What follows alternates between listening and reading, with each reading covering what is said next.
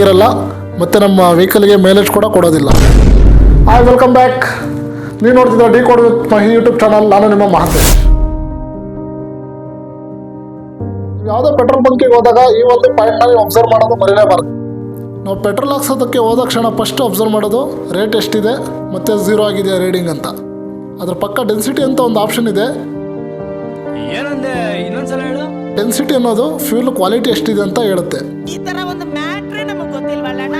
As per the government rules 720 775 kg/m³ ಅಷ್ಟು ಇರಬೇಕು. ಈ ರೇಂಜ್ ಒಳಗಡೆ ಫ್ಯೂಲ್ ಇಲ್ಲ ಅಂದರೆ ಅದು ಕ್ವಾಲಿಟಿ ಚೆನ್ನಾಗಿರಲ್ಲ ಮತ್ತು ನಮ್ಮ ವೆಹಿಕಲ್ಗೆ ಮೈಲೇಜ್ ಕೂಡ ಕೊಡೋದಿಲ್ಲ. ಸೊ ನೀವು ನೆಕ್ಸ್ಟ್ ಟೈಮ್ ಪೆಟ್ರೋಲ್ ಹಾಕಿಸ್ಬೇಕಾದ್ರೆ ಈ ಪಾಯಿಂಟ್ನ ಅಬ್ಸರ್ವ್ ಮಾಡಿ. ಡೀಸೆಲ್ದು ಡೆನ್ಸಿಟಿ ಬಂದು 820 to 860 kg/m³. ಸೊ ಈ ರೇಂಜ್ ಒಳಗಡೆ ನಿಮ್ಮದು ಫ್ಯೂಯಲ್ ಇದ್ದರೆ ಆ ಫ್ಯೂಯಲ್ ಕ್ವಾಲಿಟಿ ಗುಡ್ ಆಗಿರುತ್ತೆ.